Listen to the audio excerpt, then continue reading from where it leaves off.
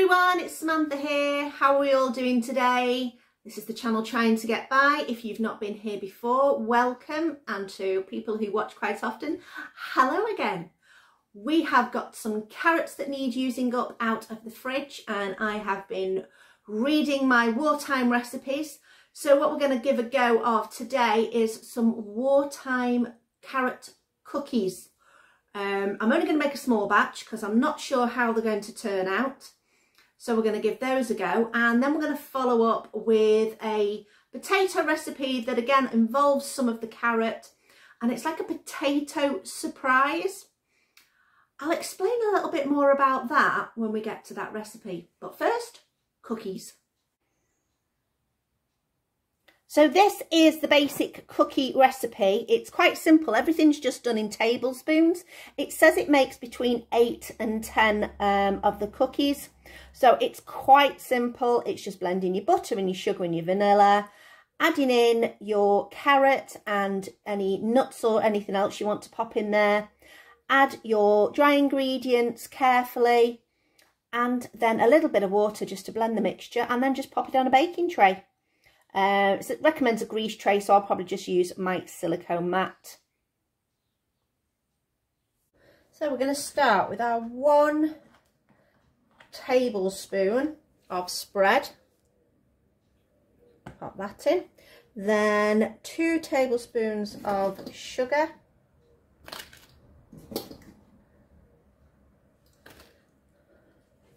And we're going to give that a good mix.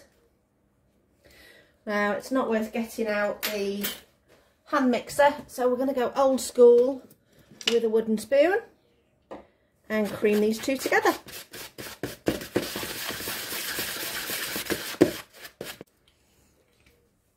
So that's blended together. I'm going to add my teaspoon of vanilla.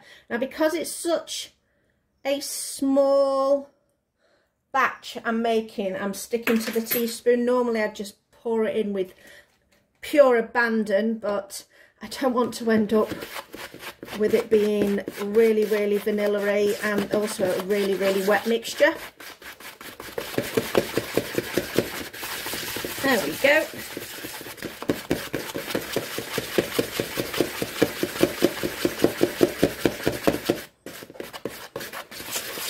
Now we're going to add in our carrot. So this is 1 medium carrot, which is approximately a good fingerful pinch. Obviously, I've grated all my carrot for other recipes, but you can just do that for your 1 carrot and mix that in. Right, into that now we are going to add some spices. I'm thinking a bit of mixed spice would go great in there. When I find, where's my mixed spice? There it is. There we go, a little bit of mixed spice.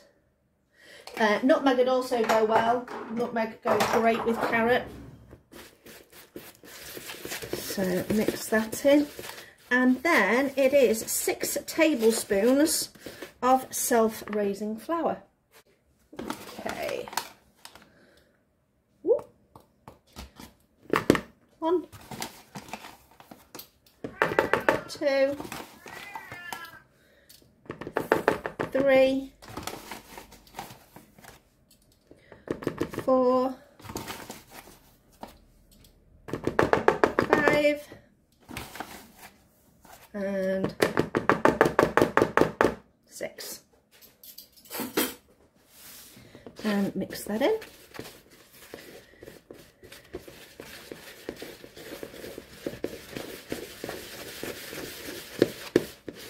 Now it says you should add in a little bit of water as the mixture will get quite dry. So we'll add, let's say, a tablespoon of water. So let's add a bit of that and see how it goes. I've not added that full tablespoon yet.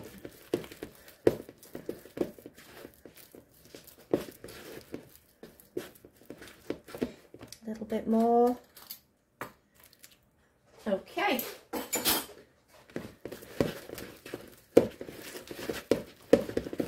So we've got our batter, which is for a biscuit quite wet.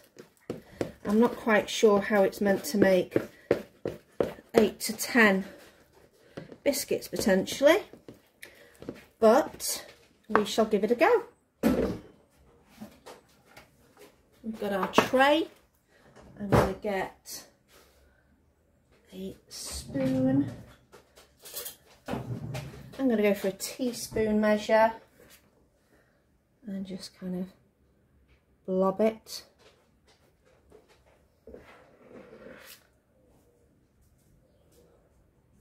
Okay, so not bad. What have we got? We got 8.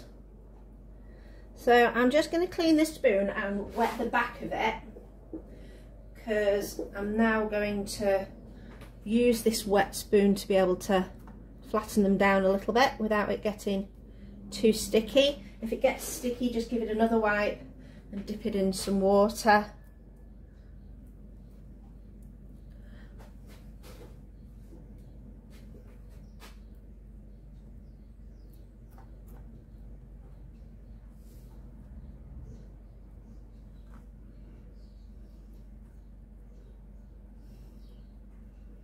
There we go. And they're going to go in the oven at about 180 fan. I'll put the other temperatures at the bottom of the screen and we'll see how we go. Our little carrot cookies have come out of the oven and these are nice and cool now. Let me show you inside. Now, I wouldn't class this as a cookie. From my point of view, it is more like, if you imagine you had banana bread, but with carrot in instead, and it's got that slightly spongy, bready feeling to it. It tastes really nice, but they're just not a cookie.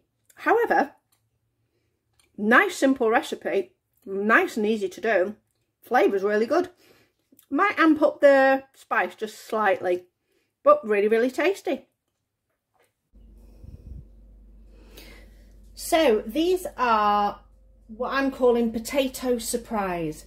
I found this online. I will post the recipe for this in the description box. And what we're going to do is basically some mashed potato. This, I have had it in my freezer. And I'm going to add some grated carrot to it to bulk it out. And I'm going to give that a little bit of a mix up.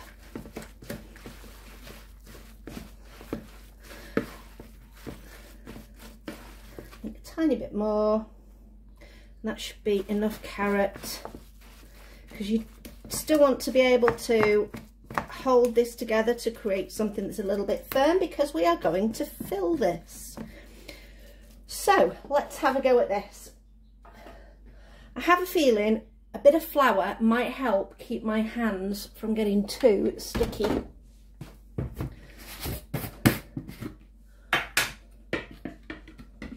So I'll keep a bit of flour.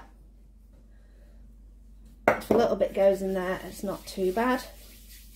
And what you do is, now this is the first time I'm making this, so this is just as much of a challenge for me as it will be for you. Yeah, I'm going to put some flour in there. Now this mashed potatoes come out of the freezer, as I've just said, and it's a bit damp. So I'm just going to add a little bit of flour just to dry it out.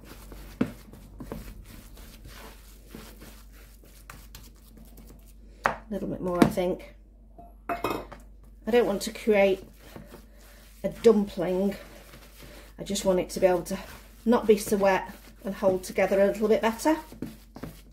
Right, let's have a go with this one. So what you put in, yeah, still not. No, more flour. This is very wet. I think what I should have done is put the mash over a sieve while I was defrosting it, and that would have drained out any of the excess liquid. But we live and learn, and that is what we are doing here, learning as we go and trying out new stuff. Right, let's try now. Oh, that's a bit better. So what I'm going to do is create like a little pocket. I'm going to put in a little bit of pickle. Now this is my beetroot pickle chutney. Then we're just going to fold that around there. I think what I'm going to do is once I've done these, I'm going to put them on a tray and put them in the fridge for a little bit. So now it's like a little croquette with a little chutney surprise inside. And then I'm going to roll it in some breadcrumbs. There we go. Pop it on a baking tray. And then, like I say, I'm going to put these in the fridge. Now the other version I'm going to do is, instead of stuffing it with the chutney, I'm going to put a little bit of sausage inside it. Now this is a cheesy sausage that we've got, but you could use any kind of sausage. So a little pocket, and then again just wrap around to create your little croquette. And then again in the breadcrumbs,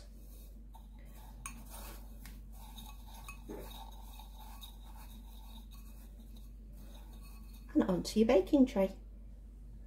Here they are all made. So we've got our pickly ones down here, and we have got our sausagey ones up here.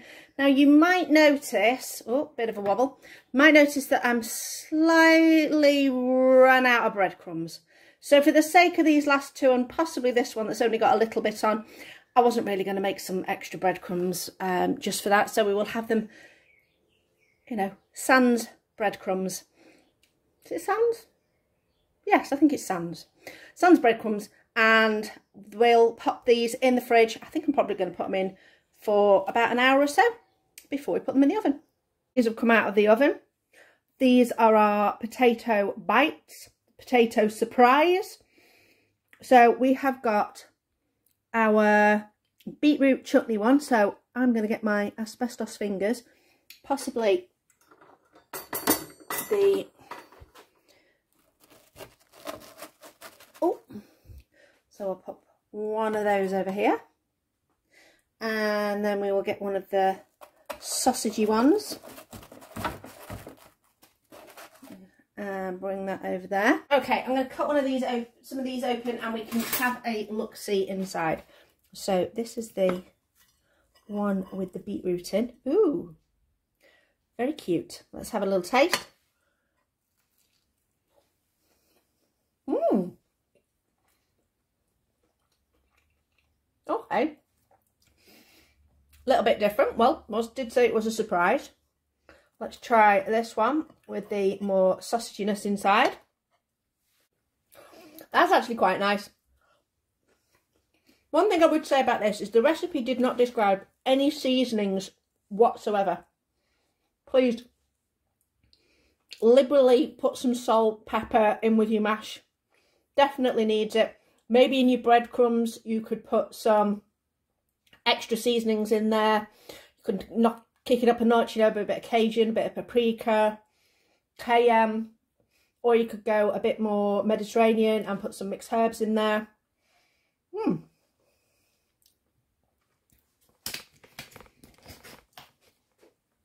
Two interesting recipes. Two recipes I would definitely use again. Cookie recipe, I would definitely add that little bit of extra spice. Tasted fine. Dead easy to do. Could easily double, triple, quadruple the quantities and make them bigger or smaller. It's up to you.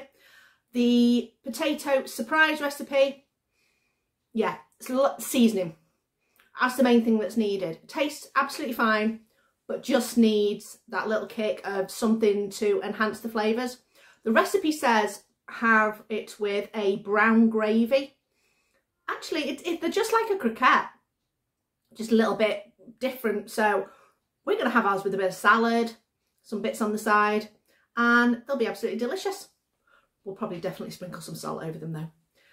All right, thanks for watching. Let me know what you think in the comments, and I love receiving all these lovely positive comments that people are passing my way. Thank you very much, and I'll see you next time.